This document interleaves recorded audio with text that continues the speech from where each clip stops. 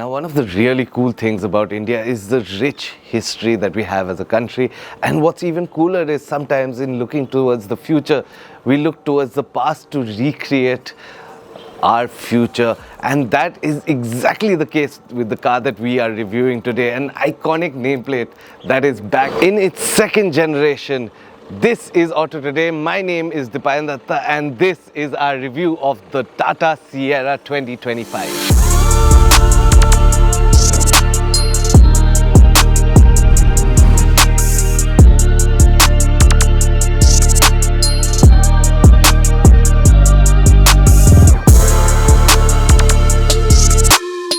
And the perfect place to start that conversation is with the design, where Tata have done an extravagant job of maintaining the ethos of what the Sierra was in a brand new form that carries forward the philosophy with a brand new, much more modern ethos.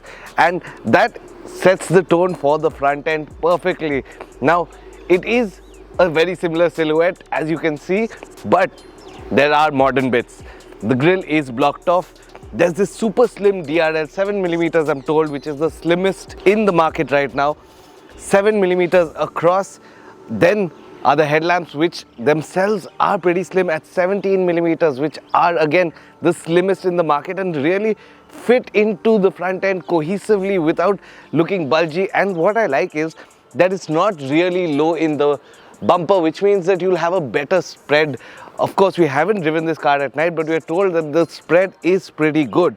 Now, below that are the fog lamps and the cornering lamps. The DRLs also integrate the indicators, which look really cool. And of course, being a modern car, they have startup animations and shutdown animations, which also I've seen in the night, and they look really, really cool. Now, let's step to the side and give you a sense of the actual silhouette of this new Sierra.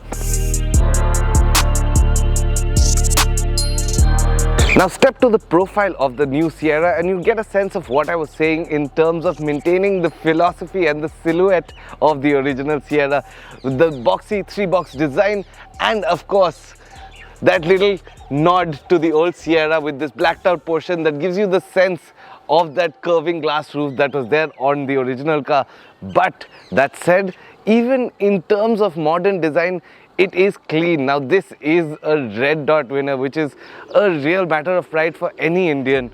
But that said, I love the minimal profile section. The fact that the belt line starts at the bonnet and then kind of melts into the body and then reappears only at the C-pillar. I think it's a really, really strong, neat design element that shows you how much Tata Motors has matured over the years. Another thing that I really love are the seamless almost windows as they integrate the side of the windows into them, meaning that the profile section looks a lot cleaner. The one thing that I don't like though is this little section over here that makes the rear window look a lot smaller than it actually is. But that said, overall the design is pretty cool. Flush door handles obviously, which is a thing that now has become a common point in most modern cars. 19-inch wheels look really cool. Of course, they get aero-grade alloys. I don't like the way they look, but you guys do, which is why manufacturers keep doing them. Let us know in the comments what you think of the 19-inch wheels. But that said, overall, I think even from the side in profile, the Sierra does a great job of maintaining the ethos of what the original nameplate was without really alienating a modern design and a modern aesthetic. Now let's step to the back and show you how it ties it all together. Now the rear end of the Sierra is pretty slab-sided. It should be, because that's what the original car was, and as is the case with the new generation. Of course, there is a DRL that runs along the side. I really like the design and the way it's integrated into the tailgate. You get Sierra badging, of course spaced out like it is in the front. I think that is really, really cool. And of course, it does have a small rear glass, which may be a little bit of trouble when you're looking out of the back. But overall, in terms of design at least, it's pretty cohesive, it's pretty functional and clean. That's what I like the most. You do also get an electronic tailgate with gesture control. But one of the really cool things and thoughtful things is that Tata have integrated tail lamps that work as is with whatever function you're using. So if the parking brakes are on, this is the light, and if the hazards are on, then it'll flash yellow, which means that even when you have the tailgate up, somebody behind you knows what state your car is in, which I think is a really thoughtful feature considering the design of the rear LED DRL. So now you're joining me on the second row of the Tata Sierra, where I really think it plays its trump card with just the space on offer. One of the key things is this flat floor, which means that sitting even for a long time will be really comfortable in the back seats. The under thigh is more than adequate. The knee room is class leading at 900 millimeters, which means that even with my seat back set to my driving position, there is plenty of knee room and plenty of headroom, thanks to the 1044 millimeters of headroom in the second row of the Sierra. Now, another thing is that the Sierra has a 2700 millimeter wheelbase, which is class leading at the very least, and that means that there's plenty of room in the second row, and it makes it a very comfortable place to be. If I have to pick something that I don't like, it's this plastic cladding on the side of the window that kind of takes away from the space and the glass effect on the inside. But of course, to compensate for that, you have this massive 2-pane sunroof, which lets in plenty of light and makes sure that the cabin feels airy. And the white upholstery does help too.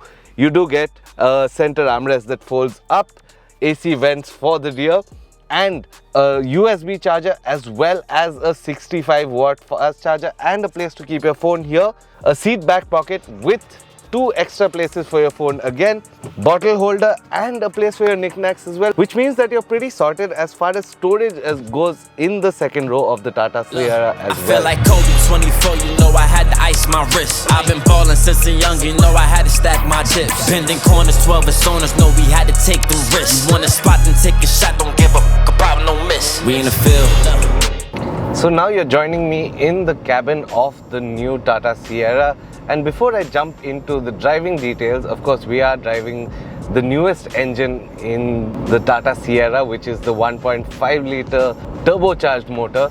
But before we get into the drive and the ride and the handling, I wanted to talk a little bit about the interiors and how it is from the driver's seat. So for starters, you get a 3-screen setup, which I think looks pretty premium.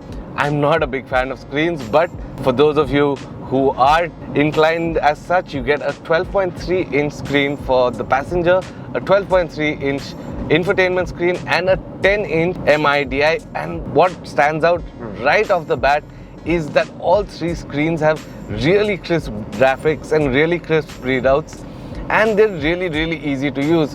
Another thing is the 12-speaker setup in this car, which is incredible for the segment, including a soundbar at the center, which really makes for an immersive audio experience. Now, I do really like the layout of the dashboard. It's clean, it's minimal, and despite these triple screens dominating the front end, it doesn't really obstruct your view, and that is something that Tata have gotten really right. In fact, I would say that Tata have got the ergonomics in the Sierra right for the first time since I can remember, because ergonomics have always been a major issue for me with Tata cars, and that doesn't persist with the Sierra.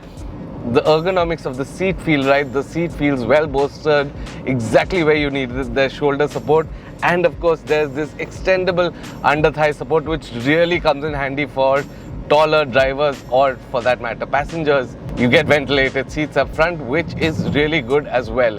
And I know a lot of you don't really like this white upholstery, but at least in the Sierra it adds to the spaciousness of the cabin and how airy it feels, which really adds to your drive experience. Another thing that Tata usually don't get right but have gotten right with the Sierra is this steering wheel, which is a flat bottom unit, and unlike most Tata cars where I come away feeling like the steering wheel is a little larger than it should be, Tata have got the size absolutely bang on with this new Sierra. It also gets an audio system that's tuned by Dolby Atmos, which means that the audio experience, at least when you're listening through a lossless app, is impeccable, and that really adds to the cabin experience, especially for me as a person who really loves music while they're driving. Now, on to the engine and the drive. Now this is of course the newest engine, which is the 1.5 litre turbo petrol that makes 160 horsepower and 255 Nm of torque. It's paired either with a 6-speed manual, which would be a lot of fun, but what we're driving right now is a 7-speed dual clutch automatic, and right off the bat I think this is the best motor to have worn a Tata badge in history, period. I mean, the refinement from this turbo petrol is incredible, and it pairs so well with the 7-speed DCT. Whether you're driving at low speeds or you're driving spiritedly, there is a constant surge of torque. You never really feel that lag coming in at any point, and that really adds to the drive experience. One thing that we've seen is that when a company pairs a DCA gearbox that isn't a DSG, it oftentimes feels slightly worse than the comparable torque converter or the CVT, but that's not the case with this one. The DCA is on point, it shifts well, it's almost to a point where you can't notice it, and I think that for an automatic gearbox is the highest form of praise. Now moving on to the ride and handling of the Sierra, which I think is the biggest win as far as any Tata SUV goes. Whether it's the steering, whether it's the damping, whether it is the low speed ride, whether it is a high speed ride, the Sierra just performs effortlessly. I have driven the petrol and the diesel, but I thought I'll give you a sense of the petrol since this is the newest motor. The damping is on point, whether you're riding on smooth tarmac or the roads are a little bad. There is very little coming into the cabin, and that really impresses considering everything that Tata has been doing in the past. There isn't a wallowy feel. The steering is sharp and direct, even at triple-digit speeds, and throughout you get a sense that the engineering team has really over-engineered the Sierra, and that is something that we as reviewers love to say. You do also get pedal shifters behind the steering wheel, although as far as I found, they're a little more of a suggestion and they take a few seconds to actually catch up to your input, which does add to a little bit of disconnect in the cabin. But the DCA is tuned to stock so well that I really hardly ever find myself using it. And once again, that's a real tip of the hat to the engineers who put together this Sierra. Now, all in all, I think from the driver's seat, Tata have done an absolutely fabulous job. There are still some minor niggles as far as build quality are concerned. There are some panel gaps on the side of the door handles that I wouldn't have liked to look at. I think this floating console for the ORVMs is pretty cool as long as it lasts. But overall, I think it is a full step forward and really tells you where Tata Motors has their sights set in the future. Now, one of the things that I did notice in the cabin of the new Tata Sierra is that NVH levels could be better. Sound from the 19-inch wheels does penetrate the cabin, as does road noise, which is a little bit annoying considering how good the cabin is otherwise. Now, prices for the Sierra aren't out yet. We do know the starting price of 11.49 lakhs, but for these top variants that we've driven yet, the prices are not out. So what we can tell you as of right now is just how much the car itself performs. Now, in terms of ride and handling, I think that this new generation of the Sierra is a whole step forward for Tata Motors. It represents a whole new dimension of what we can expect from them. I think that this is the best riding and handling car that Tata have ever made, hands down. Now, even the two engines, one of the things that I really like about the new petrol engine is just how refined it is and just how it stacks up and delivers performance. Now, I think that this car has a whole lot to offer and offers a really strong value offering in the C segment, especially for the fact that it stands out visually as well. Thank you so much for watching our review of the Tata Sierra. Don't forget to hit subscribe if you haven't subscribed to the AutoToday channel yet. It means so much for us and our channel's growth. And of course, if you like this video, hit that like button. This is Didi signing off.